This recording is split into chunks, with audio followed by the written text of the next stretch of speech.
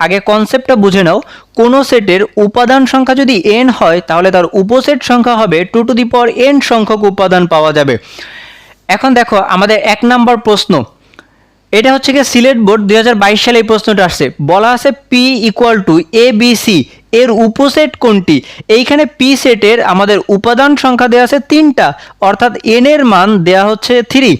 এর উপসেট সংখ্যা হবে উপসেট সমান সমান আমাদের হবে 2n, অর্থাৎ 2n এর মান হচ্ছে গিয়ে 3, 2 এর কিউব করলে আমরা পেয়ে যাব 8। সঠিক অ্যান্সারটি হবে ঘ নাম্বার। আশা করি বুঝছো, যে কোনো সেটের আমাদের উপাদান সংখ্যা যেই কয়টা হবে তার উপসেট সংখ্যা হবে 2n সংখ্যক।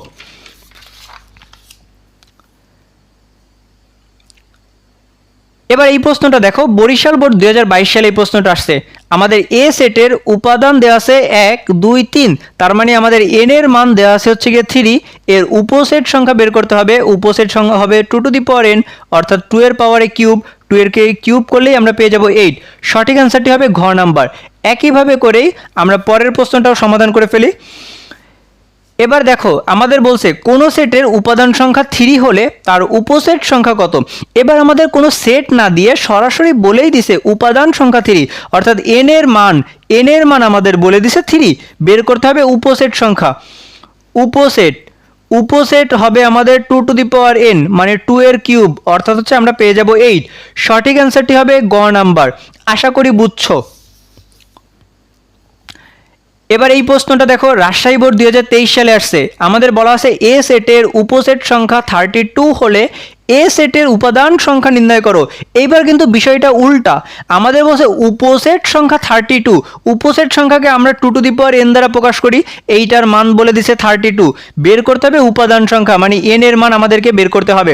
এখন দেখো এইখান থেকে আমরা লিখতে পারি 2n = 32 কে লেখা যায় 2^5, কারণ 2^5 করলে 32 পাওয়া যায়।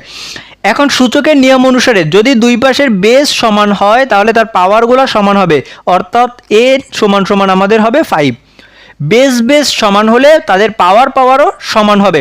আশা করি সূচকের এই সূত্র জানো। সূচক ও লগারিদম অধ্যায় তোমরা এরকম একটা সূত্র পড়ছিলা, a⁴m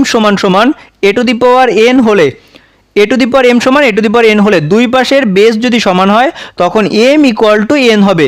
ওই সূত্রটা অ্যাপ্লাই করে আমরা এখান থেকে n এর মান পেয়ে গেলাম 5। তার মানে আমাদের সঠিক অ্যান্সারটি হবে গ নাম্বার।